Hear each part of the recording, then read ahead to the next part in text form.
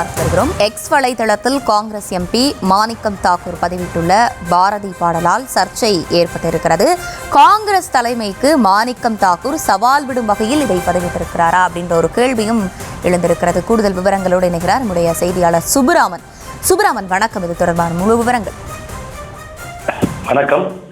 விருதுநகர் நாடாளுமன்ற உறுப்பினர் தனது எக்ஸ் தளத்தில் பதிவிட்டிருக்கிறார். அதில் அவர் குறிப்பிட்டுள்ளதாவது, தேடி சோறு நிலம் தின்று பல சின்னஞ்சிறு கதைகள் பேசி மனம் வாடி துன்பம் மிக உழன்று பிறர் வாட பல செயல்கள் செய்து நரைக்கூடிய கிழப்பருவம் எய்தி கொடுங்கூற்று கிரையன் பின் மாயும் பல வேடிக்கை மனிதரை போல் நான் வீழ்வேன் என்று நினைத்தாயோ என்று அவர் குறிப்பிட்டிருக்கிறார். பாரதியாருடைய பாடலை அங்கு மேற்கோளிட்டு அவர் இந்த கருத்தை பதிவிட்டிருக்கிறார். குறிப்பாக 2 நாட்களுக்கு முன்பாக மதுரையில் நடைபெற்ற செயற்குழு கூட்டத்தில் மாணிக்கம் தாக்கூர் கண்டிப்பாக திமுக கொடுக்கக்கூடிய அந்த விமர்சனங்களுக்கு நிச்சயமாக நாங்கள் பதிலடி கொடுப்போம், எங்களால் சும்மா இருக்க முடியாது, அதே போல மதுரை வடக்கு தொகுதியை எங்களுக்கு ஒதுக்க வேண்டும் என்று பேசியிருந்தார். இது தொடர்பாக ஒரு பெரும் சர்ச்சையானது திமுக காங்கிரஸ் கூட்டணியில் ஏற்பட்டது.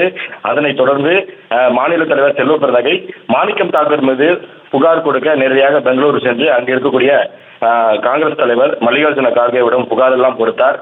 நேற்றைக்கு காங்கிரஸ் கட்சியினுடைய பொதுச் செயலாளர் KC வேணுகோபால் தமிழ்நாடு வந்திருந்தார். திமுகவுடன் எங்களது கூட்டணி தொடர்கிறது, நாங்கள் பேச்சுவார்த்தைக்காக காத்திருக்கிறோம், 22ஆம் தேதி பேச்சுவார்த்தை என்று சொல்லியிருக்கிறார்கள், அதற்காக நாங்கள் காத்திருக்கிறோம் என்று கூறியிருந்தார். அதே போல மிக முக்கிய தீர்மானமாக கூட்டணி குறித்து பொதுவெளியில் யாரும் பேசக்கூடாது, பேசினால் அவர்கள் மீது கடும் நடவடிக்கை எடுக்கப்படும் என்று அவர் தெரிவித்திருந்தார். குறிப்பாக மாணிக்கம் தாக்கூர், ஜோதிமணி போன்றவர்கள் தொடர்ந்து தனது சமூக வலைதளம் மூலமாக இது போன்ற கருத்துக்களை பதிவிட்டு வந்த நிலையில் தற்போது மாணிக்கம் தாக்கூர் தொடர்ந்து இந்த கருத்துக்களை பதிவிடுகிறார். ஏற்கனவே டெல்லி தலைமை இது போன்ற கருத்துக்களை எல்லாம் பொதுவெளியில் பேசக்கூடாது என்று அறிவுறுத்தி இருந்தாலும் கூட மாணிக்கம் தாக்கூர் தொடர்ந்து இதுபோன்று அவர் தனது கருத்துக்களை பதிவிட்டு வருகிறார். எந்த அளவிற்கு அகில இந்திய தலைமைக்கு நெருக்கமான நபராக பார்க்கப்பட்ட மாணிக்கம் தாக்கூர் அதே போல ராகுல் காந்திக்கு மிக மிக நெருக்கமான நபராக மாணிக்கம் தாக்கூர் பார்க்கப்பட்டார். ஆனால் தற்பொழுது இந்த திமுக கூட்டணி விவகாரத்தில் மாணிக்கம் தாக்கூர் மாநில தலைமைக்கும் டெல்லி தலைமைக்கும் அவுட் ஆஃப் கண்ட்ரோல் என்ற வகையில் தான் அவருடைய செயல்பாடு இருந்து வருவதாக காங்கிரஸ் கட்சியினரே விமர்சனம் செய்கிறார்கள். ராகுல் காந்திக்கு மிக நெருங்கிய நபராக இருக்கக்கூடிய மாணிக்கம் தாக்கூர் இப்படி தொடர்ந்து தனது கருத்துக்களை பதிவிட்டு வருகிறார். அதே போல தனது டெல்லி தலைமைக்கும் அதே போல மாநில தலைமைக்கும் சவால் விடக்கூடிய வகையில் தான் அவருடைய பதிவு என்பது அமைந்திருக்கிறது. வேடிக்கை மனிதர் போல் நான் வீழ்வேன் என்று நினைத்தாயோ என்று அவர் குறிப்பிட்டிருக்கிறார். குறிப்பாக நேற்றைக்கு கூட அச்சமில்லை என்று அந்த பாரதியாருடைய வரிகளை குறிப்பிட்டும் அவர் பேசியிருந்தார். காங்கிரசுடைய தேசிய தலைமை பொதுவெளியில் இது குறித்து பேசக்கூடாது என்று சொல்லியும் கூட அதற்கு மறுநாளே காங்கிரஸ் தலைமைக்கே சவால் விடக்கூடிய வகையில் மாணிக்கம் தாக்கூருடைய பேச்சு என்பது அமைந்திருக்கிறது.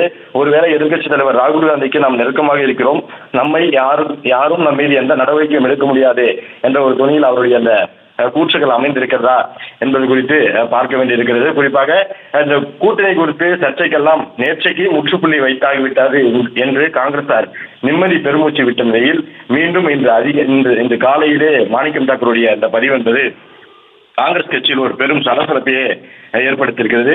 திமுகவும் 22ஆம் தேதி பேச்சுவார்த்தை தொடங்கக்கூடிய நிலையில் இவருடைய பேச்சு என்பது ஒரு முக்கியத்துவம் வாய்ந்ததாகவே பார்க்கப்படுகிறது. நான் வீழ்வேன் என்று நினைத்தாயோ, எனக்கு எந்த விதமான பயமும் கிடையாது என்று அவர் 2 தலைமைக்கும் மாநில தலைமைக்கும் சவால் விடுகிறார். டெல்லியில் இருக்கக்கூடிய அந்த மத்திய தலைமைக்கும் அவர் சவால் விடக்கூடிய வகையில் தான் அவருடைய அந்த பாடல் வரிகளை குறிப்பிட்டு அவர் பேசியிருக்கிறார். அதில் முக்கியமாக பார்க்க வேண்டியது தன் சுயநலத்திற்காக பிறரை துன்புறுத்தும் செயல்கள் செய்கிறார்கள். அதே போன்று வாழ்க்கையில் பல துன்பங்களையும் சிரமங்களையும் அனுபவிக்கிறார்கள்.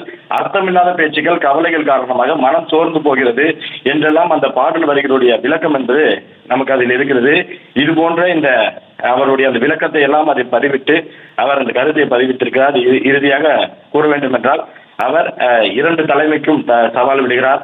நீங்கள் என் மீது எந்த நடவடிக்கையும் எடுக்க முடியாது என்ற ஒரு துணியில் தான் அவருடைய இந்த பதிவானது பதிவிட்டிருக்கிறார்.